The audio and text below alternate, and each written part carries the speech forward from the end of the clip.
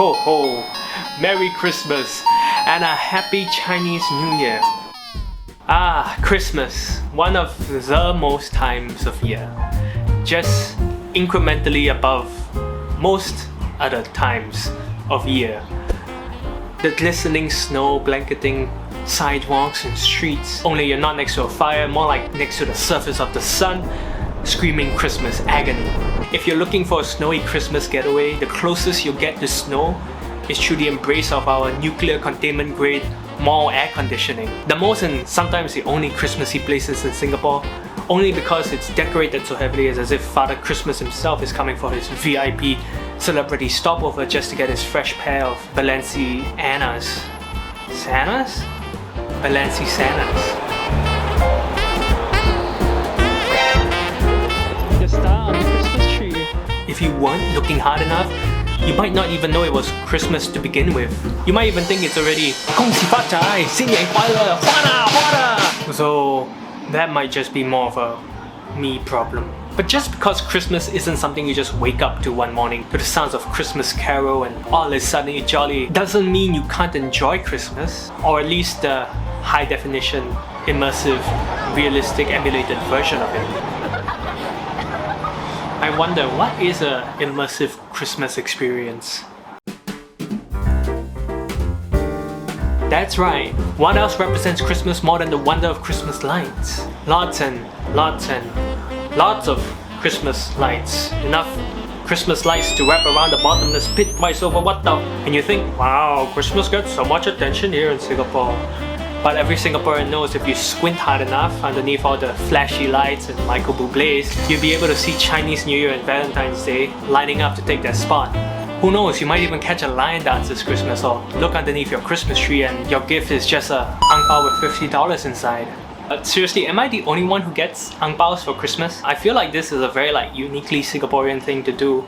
Not that I'm complaining, I just want to know if anyone else also gets the same. But it's actually pretty good, I would say, because I get to get whatever I want. It's not traditionally very Christmas, is it? Junction to junction, you'd be surprised by the number of things to do. Shops that are open and buskers that are living up the Singmas spirit. Mama got the doctor and the doctor said, I even found myself enjoying a little bit of the Christmas brainwashing. What can I say? It's kind of fun pretending it's Christmas.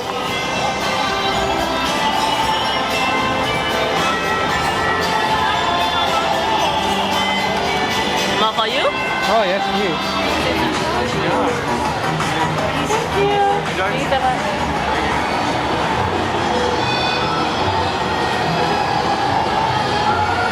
But I'm not gonna lie, without all the Christmas music, you probably wouldn't know it was Christmas at all. But to the credit of everyone, even though there's no natural Christmas vibe in Singapore, they really made it feel like it was snowing. At least for a moment, until we noticed the world's most exciting train ride.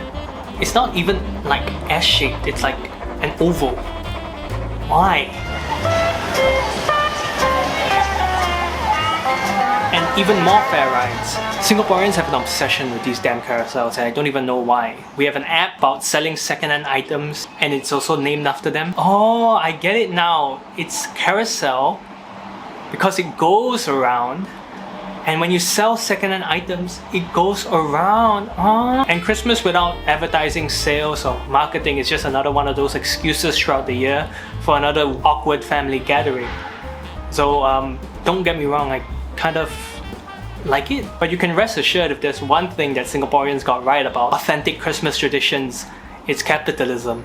That's right, the true magic of Christmas, what it was made for all those years ago. You think it was the thought that counts? Wrong, thinking has gotten me nowhere. It's not about the friends we made, it's about the money we spend along the way. She wants to say this is for other people, but honestly she's just getting it so that she can get a tree and get one for herself. Scam!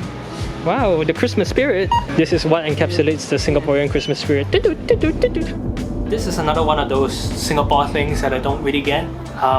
You get all the satisfaction of it falling gracefully into your mouth, but without all the satisfaction of it actually being snow. And all the satisfaction of being the only one there dumb enough to try. Fighting over the salad.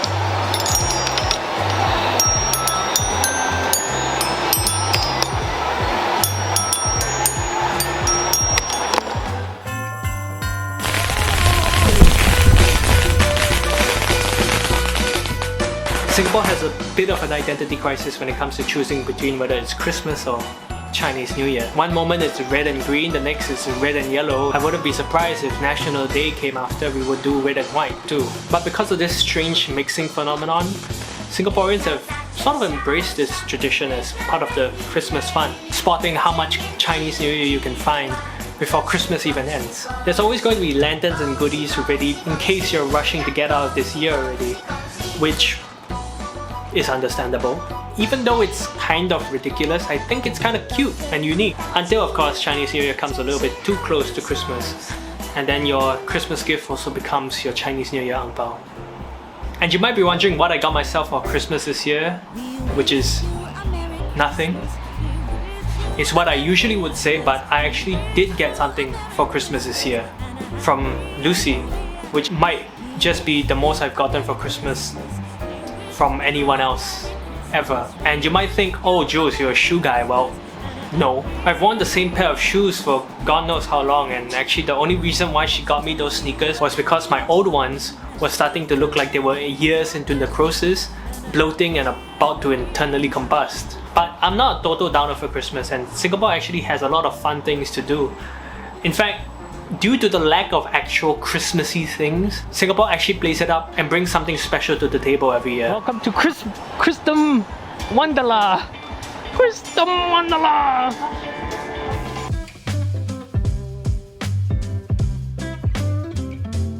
Christmas Wonderland. I've been putting it off for quite a while now because of my non-existent financial advisor nagging in the back of my head, telling me not to spend $18 just for a night out to see a bunch of lights and get scammed off my money. Oh no! But this year was a bit different. I'm still financially unstable, but I am ready to jingle. Also because if I did what I usually do for Christmas, it would just be a 4-hour compilation of me sitting in a corner all day listening to lo-fi Christmas beats and chills. So maybe it was time for a Christmas carol and experience what it's like to be happy for once in my life, spending money irresponsibly. Yay, the Christmas spirit. Yeah, come on. Thank you. Thank you. You think I can try to drink it through the cinnamon stick?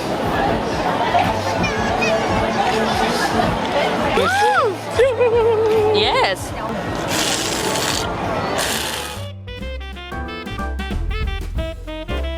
All the games were $6 per attempt, which is a small price to pay for games that were literally stacked against you.